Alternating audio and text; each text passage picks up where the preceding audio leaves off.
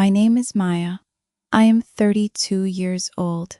I want to tell you my story. It is a story about love. It is a story about loss. It is a story about secrets. And it is a story about finding someone twice. 3 years ago, I was happy. I had a husband. His name was Daniel. Daniel was kind and strong and quiet.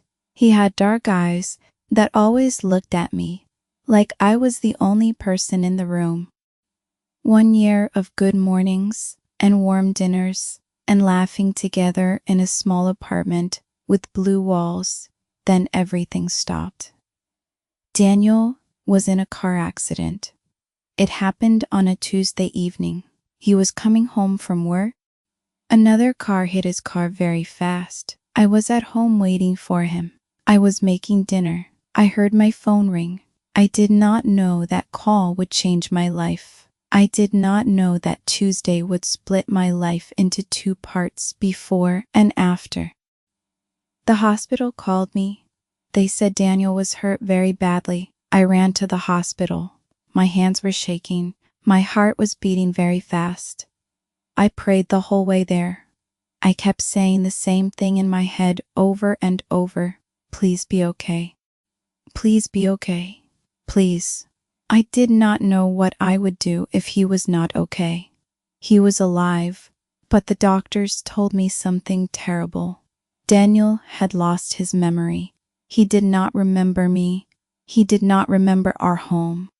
He did not remember our life together. The doctors called it amnesia, a big word for a very simple pain. The person I loved most did not know who I was. I sat next to his hospital bed every day. I held his hand even when he looked confused by it. I talked to him about everything we had shared. I told him about the day we met in a bookshop. I told him about our first dinner. I told him about our wedding, small and simple and perfect. I told him about the apartment with the blue walls and the yellow kitchen light. He listened politely every time, but his eyes were empty. There was nothing there. No memory of me at all. The doctors said his memory might come back slowly. They said it could take weeks or months or years. They said I had to be patient. I tried to be patient. I sat there every single day. I brought his favorite food. I played the songs he used to love. I read to him from the books on his shelf. I tried everything I could think of, but it was so painful to look at the man I loved and see a stranger looking back at me. His family came from another city. His mother, his father, his sister. They took care of him. They were kind to me at first, but after some weeks, they started to say things. They said Daniel needed space to recover. They said having me around was confusing him. They said it would be better if I stepped away for a while. A while. I did not understand what a while meant then. I still do not understand it now. I fought for him. I said I was his wife. I said I had a right to be there. I said love does not just switch off because someone forgets. But his family was strong, and I was tired and broken. One evening, Daniel's mother called me into a small room near the end of the hospital corridor. She was not unkind. She had sad eyes, but she said words I will never forget. She said, Maya, the person you loved is gone for now. He does not remember you. He is starting fresh. Please let him start fresh. I packed one small bag. I took my wedding photo in its thin silver frame. I took the small blue mug he always drank his morning coffee from. I left the apartment. I left the city. I left that whole life behind me. I cried for 3 days without stopping. On the train, in the hotel room, on the street of the new city, where I knew no one. Then I stopped crying. Not because the pain was gone. I moved into a small apartment with one window that looked at a brick wall. I found a job in a small cafe. I made coffee and smiled at strangers every morning. I saved money carefully. I had always wanted to work in business.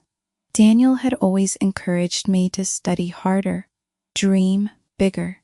Even though he did not remember me now, his old encouragement was still alive somewhere inside me, like a light I could not turn off. Those first months were the hardest months of my life. I did not talk to many people. I went to work and came home. I ate simple meals. I watched the city outside my brick wall window. On weekends, I walked in the park alone. I thought about him constantly. I wondered what he was doing. I wondered if any memory had returned. I told myself I needed to stop wondering, but I could not. One night I sat down with a notebook and wrote everything I remembered about Daniel. Every detail. The way he smelled like cedar and coffee. The way he laughed at his own jokes before he finished telling them. The way he always left one sock slightly lower than the other. The way he sang badly in the car. I filled 3 pages. Then I closed the notebook and put it in a drawer. After 1 year in the cafe, I applied for a job at a company called Sterling Solutions. It was a good company, a clean office in the center of the city. Professional work. The interviewer was a woman named Priya. She was sharp and kind. She asked me good questions. I answered honestly. She smiled at the end and said, "We will call you." They called me the next day. I got the job. My first day I wore a dark blazer. I carried a new notebook. I walked into the office building feeling like a different person. Because I was a different person. Not the broken woman who left the hospital. Not the crying girl on the train. Not the sad woman looking at a brick wall. Something new, something quieter and stronger. Priya walked me around the office. She showed me my desk. She showed me the kitchen and the meeting rooms. And then she said, "Now I will introduce you to the manager. He is a good person. He is quiet but fair. You will like him." I smiled and followed her. I was thinking about the report she had mentioned. I was thinking about the first week, about what to wear, about making a good impression. She knocked on a door at the end of the hall. A voice said, "Come in." We went inside. I looked up, and my heart stopped. It was Daniel. He was sitting behind a clean desk. He was wearing a white shirt with the top button open. His dark eyes were on his computer screen. He looked older, a little thinner, but it was him. The same hands on the keyboard. He looked up when we came in. He smiled politely. A professional smile. A stranger's smile. Priya said, "This is Maya. She is our new team member." Daniel nodded. He said, "Welcome, Maya. Pleased to have you on the team." He said it like he was talking to anyone, because to him, I was anyone. I was no one he knew. My legs felt like water under me. My throat was tight. I said, "Thank you." I said it very quietly. I sat down when Priya asked me to. I smiled when she introduced me. I was professional. Inside, my whole chest was on fire. That night, I went home and sat on my kitchen floor. I did not cry this time. I looked at the blue mug on my shelf. I thought about leaving, getting another job somewhere far away, running away again. But something stopped me, something small and stubborn deep inside. I am already here. And I am not the same broken person I was 3 years ago. I will stay. I will just stay and see what happens. So I stayed. The first weeks were difficult in ways I cannot fully explain. Every time Daniel walked past my desk, my heart jumped. Every time he said my name in a meeting, I had to breathe slowly. Good morning, Maya. Maya, can you send me that report? Maya, nice work on the client summary. Simple, ordinary words from a manager to an employee. But each one felt like a small earthquake inside me. He did not remember me. That was clear every day. He spoke to me the way a good manager speaks to a good employee, professionally, respectfully, nothing more. He was good at his work, focused and fair. He remembered things like numbers and strategies and meeting schedules. But not me, not us, not any of it. I watched him though, I could not help it. I noticed small things. The way he held his coffee cup with both hands. Always. He had always done that, even before the accident. The way he tapped his pen against the desk when he was thinking hard about something. The way he always said thank you to the cleaning staff and remembered their names. Little things, old things, things that had not changed, things that were still Daniel, even inside this version of Daniel that did not know me. I told myself not to hope, but hope is a very difficult thing to control. It grows in small cracks, in the spaces between ordinary moments. 3 weeks into my job, I was making coffee early in the morning. I was standing at the machine, waiting for my cup to fill. Daniel walked in. He said, "Good morning." I said, "Good morning." He stood next to me to wait, and then he stopped. He looked at the small blue mug in my hand. He looked at it for a long second. He said, "That is a nice mug, unusual color." I said yes, it was a gift from someone special. He nodded. He looked at it one more second. The machine finished, and he took his coffee and left. But when he was at the door, he stopped. He turned back. He said, "I feel like I have seen that mug before." I said, "Maybe." He smiled a strange little smile and left. I stood in the kitchen alone. My coffee went completely cold. I did not notice. After that, something shifted. Very small, almost invisible. But I noticed it. He started looking at me a little more carefully during meetings. Not in a strange way. Just like someone trying to remember something. Just out of reach. Like a word you know but cannot find. Like a song you recognize but cannot name. 4 months passed like that. Careful and quiet and full of these small, unnameable moments. One day we worked late together on a client report. He ordered dinner, Thai food. He set the bag on the table and said, "I hope you like Thai food." I almost laughed out loud. Thai food was our food. Every date before we were married. Our honeymoon, he used to say he could eat it every single day. I said, "I love Thai food." He smiled. He said, "Me too." We ate and worked and talked about numbers and deadlines. It was very ordinary, and it was the most painful and most beautiful evening I had experienced in 3 years. Both at the same time, like, that is possible. Maybe you know how that is possible. When we were leaving the building that night, it was raining. We stood under the small awning outside the front door. He had no umbrella. I had no umbrella. We laughed at the same time about that. He said, "Should we wait?" I said, "I do not mind the rain actually." He looked at me. He said, "I do not mind it either." We walked out together into the soft rain. Not together exactly. Side by side for 1 block. We did not talk. The streetlights were on and the city was quiet, and it felt like something out of a dream I once had. Then he turned left, and I went straight.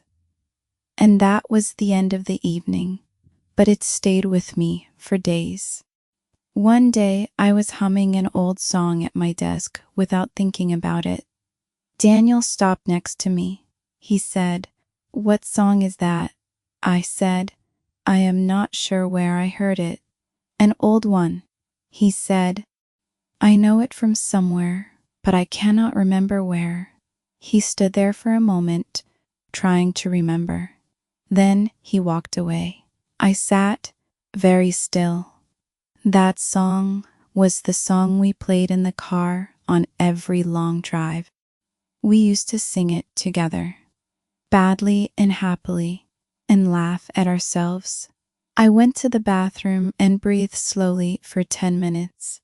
Around the 3rd month, something difficult happened. Priya noticed. She was the kind of person who noticed everything.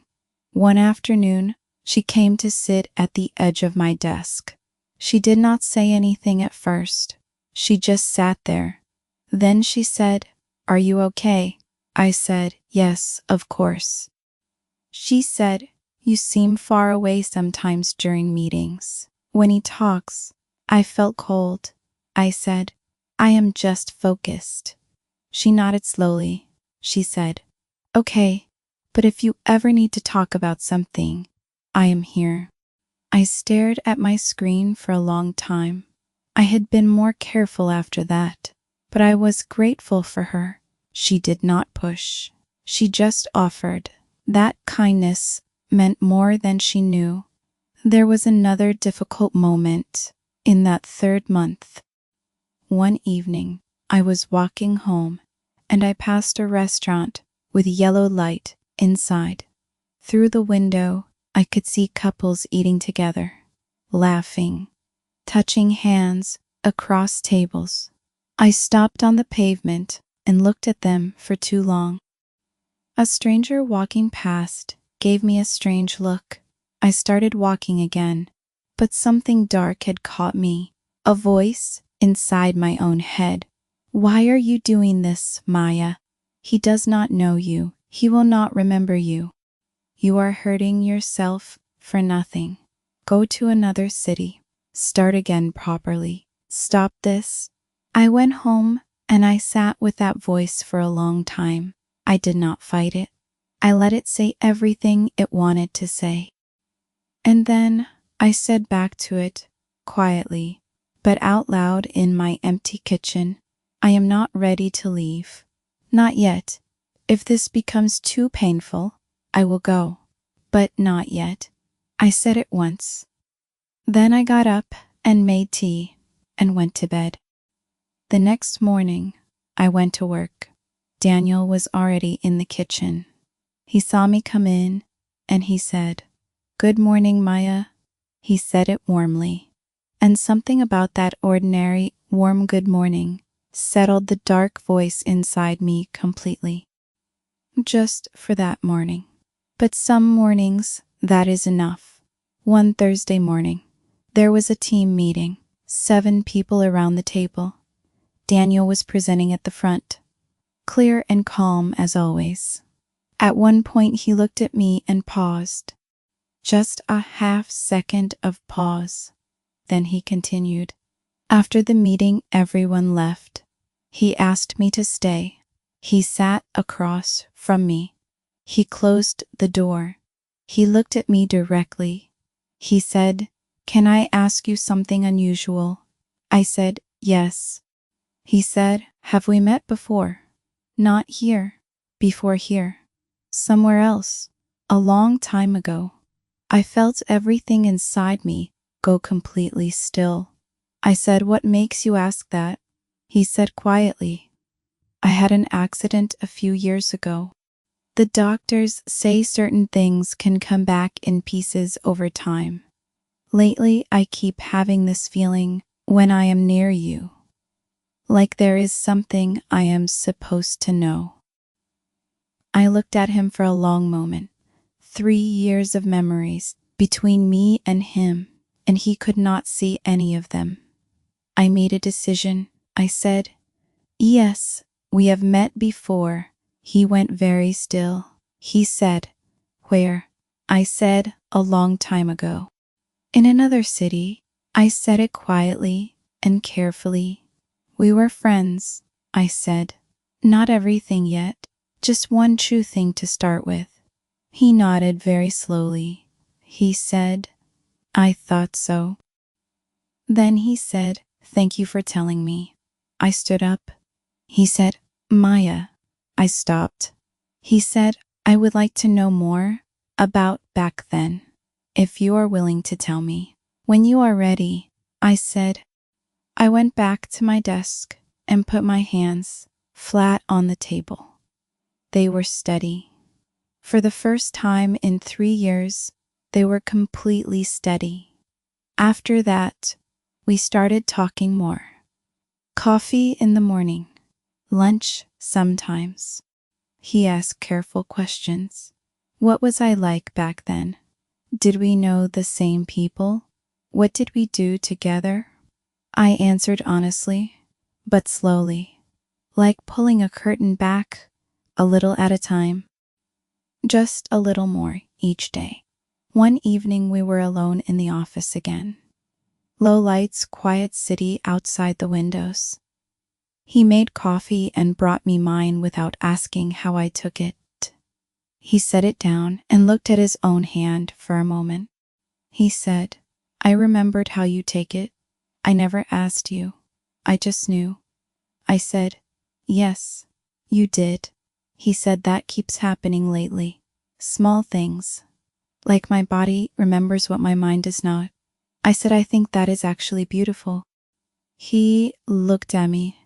That real smile again. Not the professional one, the old one.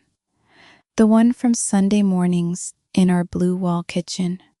My heart nearly broke open completely. 2 weeks later, he called me on a Saturday morning. My phone rang and his name was on the screen. I sat very still for 2 full rings. Then I answered. He said, "Good morning." I said, "Good morning." He said, "I need to tell you something." I said, "Okay." He said, "I remembered something last night. I could not sleep. I kept seeing it clearly. A kitchen, blue walls, a blue mug on the counter, and a woman humming. Soft light." He paused. He said very quietly, "Maya." The phone was completely silent. I could hear him breathing. I could hear myself breathing. I said, "Yes." It was me. He was quiet for a long moment. Then he said, "How long? How long have I known you?" More, like he already knew the answer was going to be very large. I said, "Longer than you remember." He said, tell me everything, Maya, please." So I did. That Saturday morning, I told him everything.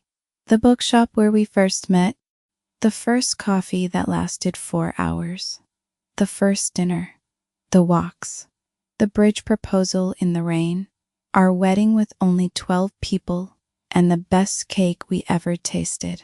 The 1 year, the Tuesday evening when the phone rang, the hospital, his mother's words in the small room, my one bag and the blue mug, the train out of the city, the years alone, the cafe. Walking into his office on my first day and seeing his face and feeling my heart stop, he listened to all of it, every word, without interrupting once. When I finished, there was a long silence. Then he said, "I am so sorry, Maya." I said, "You do not need to be." He said, "No, you stayed. Even when I did not know you, you came to work every day in the same building as me and did not say anything." I said, "It was not my place to force it." He said, "How did you do that?" I said, I do not know. I just wanted to be near you. Even like that, even as a stranger to you, it was still better than being far away. He said, I love you. He said it simply, like it had been sitting there waiting to be said, like it had always been true, even when he could not remember why. I said, I love you too. I have loved you this whole time. Through all of it, I sat in my apartment for 1 hour after the call ended. I just sat there with the phone in my hand. Then I did something I had not done. In almost 3 years, I opened the drawer and took out the notebook, the one with everything I had written about him, the smell of cedar and coffee, the low sock, the bad car singing. I read every page, then I put it back. I did not need it anymore. I had him back. Not completely. Not yet, but I had him back enough. We met that afternoon in the park near the office. He was already there when I arrived. He stood up from the bench when he saw me coming. He looked at me like someone seeing something come into focus after a long blur. We walked for hours. We walked past the fountain in the center of the park, past the old iron benches where old men sat reading newspapers, past the children playing near the water. The whole world going on normally around two people who were quietly rebuilding something enormous. I did not feel strange about the world going on. I felt grateful for it, grateful that ordinary life continued around us, that the fountain still ran and the children still laughed, while we walked and talked and slowly found our way back to each other. He asked me what the hardest part had been. I said, the ordinary mornings. I said, every morning for 3 years, I woke up and the first thought was always him, always wondering, always not knowing.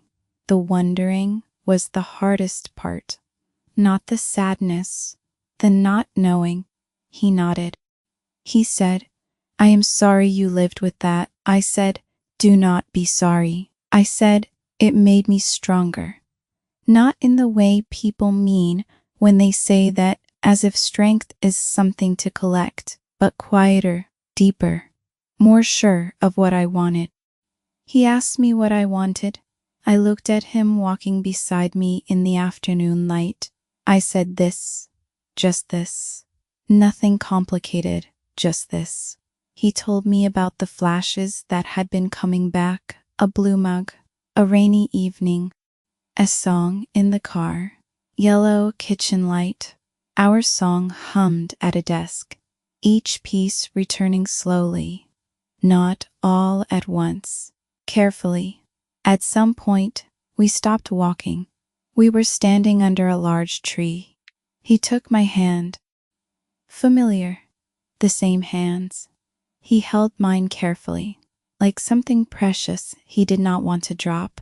He said, I know I am not exactly the same person you married. I said, I know. He said, I am still remembering. He said, but I want to be with you. If you can be patient with someone who is still learning you again. I said, I have been patient for 3 years. I can be patient for as long as you need. The afternoon light came through the leaves above us.